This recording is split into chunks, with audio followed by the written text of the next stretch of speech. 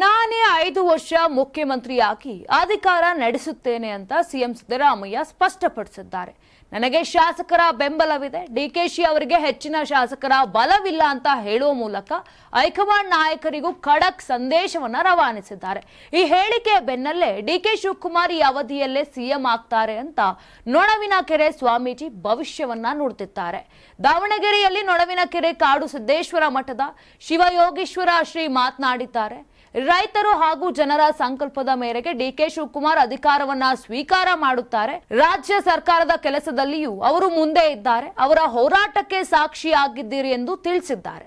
ಇನ್ನು ಡಿಕೆ ಶಿವಕುಮಾರ್ ಅವರಿಗೆ ಜನಸೇವೆ ಮಾಡಲು ಅವಕಾಶ ಸಿಗಲಿ, ನಾವು ಆಶೀರ್ವಾದವನ್ನ ಮಾಡ್ತೇವೆ ಅಂತ ಹೇಳೋ ಮೂಲಕ ಸಂಚಲನವನ್ನ ಮೂಡಿಸಿದ್ದಾರೆ. ಈ ಹಿಂದೆಯೂ ಇದೇ ನೊಣವಿನಕೆರೆ ಶ್ರೀಗಳು ಡಿಕೆ ಶಿವಕುಮಾರ್ ಸಿಎಂ ಆಗ್ತಾರೆ, ಆದ್ರೆ ಎಷ್ಟು ದಿನದಲ್ಲಿ ಅಂತ ಹೇಳಲು ಸಾಧ್ಯವಿಲ್ಲ. ನಾನು ಹಾಗೂ ಡಿಕೆ ಶಿವಕುಮಾರ್ ಹೋಗಿ ಪವಿತ್ರ ಗಂಗಾ ಸ್ನಾನವನ್ನ ಕೂಡ ಮಾಡಿದ್ದೇವೆ, ಅಲ್ಲಿ ಸಂಕಲ್ಪವನ್ನು ಮಾಡಿದ್ದೇವೆ ಅಂತ ಹೇಳೋ ಮೂಲಕ ಡಿಕೆಶಿ ಪರ ಬ್ಯಾಟ್ ಬೀಸಿದ್ರು. ಅಲ್ಲದೆ ಶ್ರೀಮಠದ ಆಶೀರ್ವಾದದಿಂದ ಯೋಗ್ಯ ವ್ಯಕ್ತಿ ಡಿಕೆ ಶಿವಕುಮಾರ್ ಅವರು ಸಿಎಂ ಆಗುತ್ತಾರೆ. ಈಗಲೇ ರಾಜಕಾರಣದಲ್ಲಿ ಪ್ರತಿನಿತ್ಯ ಚರ್ಚೆ ನಡೀತಾ ಇದೆ. ಎಲ್ಲ ಭಗವಂತರ ಆಶೀರ್ವಾದ ಸಿಗಲಿ, ಎಲ್ಲರೂ ಹೇಳುವಂತೆ ಎಲ್ಲರ ಸಂಕಲ್ಪದಂತೆ ಬಡವರ ರೈತರ ಪ್ರೀತಿ ವಿಶ್ವಾಸ ಗಳಿಸಿ ಉತ್ತಮ ವ್ಯಕ್ತಿಯಾಗಿ ಬಾಳಲಿ ಅಂತ ಆಶೀರ್ವಾದ ಮಾಡುವುದಾಗಿ ಕೂಡ ಹೇಳಿದ್ರು. ಇನ್ನು ರಾಜ ಪ್ರತ್ಯಕ್ಷ ದೇವನಂತೆ ಡಿಕೆ ಶಿವಕುಮಾರ್ ಬಾಳಲಿ ಅಂತ ಅರಸಿದ್ರು. ಆದ್ರೆ ಇದೀಗ ಮತ್ತೆ ಅದೇ ಮಾತನ್ನ ಪುನರುಚ್ಚರಿಸಿರುವಂತ ಶ್ರೀಗಳು ಡಿಕೆ ಶಿವಕುಮಾರ್ ಸಿಎಂ ಆಗುತ್ತಾರೆ ಅಂತ ತಿಳಿಸಿರುವುದು ರಾಜಕೀಯದಲ್ಲಿ ನಾನಾ ಚರ್ಚೆಗಳಿಗೆ ಹಾಗೂ ಗೊಂದಲಗಳಿಗೆ ಕಾರಣವಾಗಿದೆ. ಇನ್ನು ಡಿಸಿಎಂ ಡಿಕೆ ಶಿವಕುಮಾರ್ ಅವರು ಈ ಮೊದಲಿನಿಂದಲೂ ಕೂಡ ಇದೇ ನೊಣವಿನಕೆರೆಯ ಮಠದ ಪರಮ ಭಕ್ತರಾಗಿದ್ದಾರೆ. ತಾವು ಯಾವುದೇ ಶುಭ ಕಾರ್ಯ ಹಾಗೂ ಇನ್ಯಾವುದೇ ಒಳ್ಳೆಯ ನಿರ್ಧಾರವನ್ನ ಪಡೆಯುವ ಮೊದಲು ಈ ಮಠಕ್ಕೆ ಬಂದು ಶ್ರೀಗಳ ಆಶೀರ್ವಾದವನ್ನ ಕೂಡ ಪಡಿತಾರೆ. ಕಳೆದ ಹಲವು ವರ್ಷಗಳಿಂದಲೂ ಡಿಕೆ ಶಿವಕುಮಾರ್ ಅವರ ರಾಜಕೀಯದ ಪ್ರತಿ ಹೆಜ್ಜೆಯು ಇದೇ ಮಠದಲ್ಲಿ ನಿರ್ಧಾರವಾಗುತ್ತದೆ. ಅಷ್ಟರ ಮಟ್ಟಿಗೆ ಈ ಮಠದೊಂದಿಗೆ ಡಿಕೆಶಿ ಅವಿನಾಭಾವ ಸಂಬಂಧವನ್ನ ಹೊಂದಿದ್ದಾರೆ. ಹೀಗಾಗಿ ಡಿಕೆ ಶಿವಕುಮಾರ್ ಅವರ ಮೇಲೆ ಶ್ರೀಗಳ ಆಶೀರ್ವಾದವಿದೆ. ಆದ್ರೆ ರಾಜ್ಯದಲ್ಲಿ ಸದ್ಯ ನಡೀತಿರುವಂತಹ ರಾಜಕೀಯ ಬೆಳವಣಿಗೆಗಳ ನಡುವೆ ಸ್ವಾಮೀಜಿಗಳ ಈ ಹೇಳಿಕೆಯು ಈಗ ರಾಜ್ಯ ರಾಜಕಾರಣದ ಮೇಲೆ, ಅದರಲ್ಲೂ ಕಾಂಗ್ರೆಸ್ ಪಕ್ಷದಲ್ಲಿ ಭಾರಿ ಪರಿಣಾಮ ಬೀರುವ ಸಾಧ್ಯತೆ ಕೂಡ ಇದೆ ಅಂತ ಹೇಳಲಾಗ್ತಾ ಇದೆ.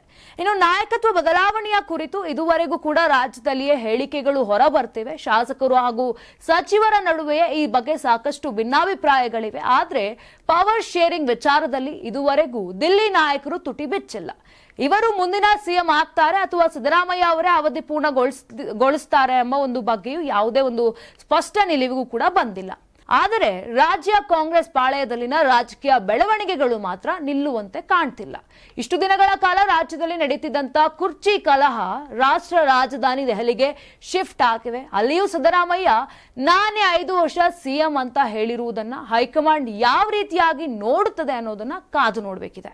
ನಾನು 86 kg ಇದ್ದವಳು 71 kg ಬಂದಿದ್ದೀನಿ. ವಯಸ್ಸಾದ್ಮೇಲೆ ಸ್ಮಾರ್ಟ್ ಆಗಿ ಕಾಣ್ತೀರಾ ಅಂದ್ರೆ ಜಿನ್ನಿ. 126 kg ವೇಟ್ ಇದೆ. ನಾವು ಈಗ 114 kg ಲೆಕ್ಕ ಬಂದಿದ್ದೀವಿ. ಯಾವುದೇ ಸೈಡ್ ಎಫೆಕ್ಟ್ ಆಗಿಲ್ಲ. 84ರಿಂದ 50 kg ಬಂದೆ, ಆಮೇಲೆ ಸಣ್ಣಗೆ ಫಿಟ್ ಆಗಿದ್ದೀನಿ. ಅದಕ್ಕೆ ನಾನು ಯೂಸ್ ಮಾಡ್ತಾ ಇರೋದು ಜೀನಿ ಸ್ಲಿಮ್. 84ರಿಂದ 50 kg ಬಂದೆ, ಆಮೇಲೆ ಸಣ್ಣಗೆ ಫಿಟ್ ಆಗಿದ್ದೀನಿ. ಅದಕ್ಕೆ ನಾನು ಯೂಸ್ ಮಾಡ್ತಾ ಇರೋದು ಜೀನಿ ಸ್ಲಿಮ್.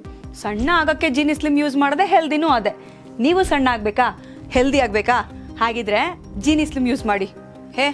ಸಣ್ಣ ಆಗೋದಕ್ಕೆ ಯಾವುದೋ ಪ್ರಾಡಕ್ಟ್ ಹೇಳ್ತಾ ಇದ್ದಾಳೆ, ಏನಾದರೂ ಸೈಡ್ ಎಫೆಕ್ಟ್ಸ್ ಇದೆ ಅಂತ ಯೋಚನೆ ಮಾಡ್ತಾ ಇದ್ದೀರಾ? ಖಂಡಿತ ಇಲ್ಲ, ಯಾಕಂದ್ರೆ ಇದು ಕೆಮಿಕಲ್ ಫ್ರೀ. ಸಣ್ಣ ಆಗಬೇಕು ಅಂದ್ರೆ ಜೀನಿ ಸ್ಲಿಮ್ ಯೂಸ್ ಮಾಡಿ. ಹೆಚ್ಚಿನ ಮಾಹಿತಿಗೆ ಕೆಳಗೆ ಡಿಸ್ಪ್ಲೇ ಆಗ್ತಿರೋ ನಂಬರ್ಗೆ ಕಾಲ್ ಮಾಡಿ.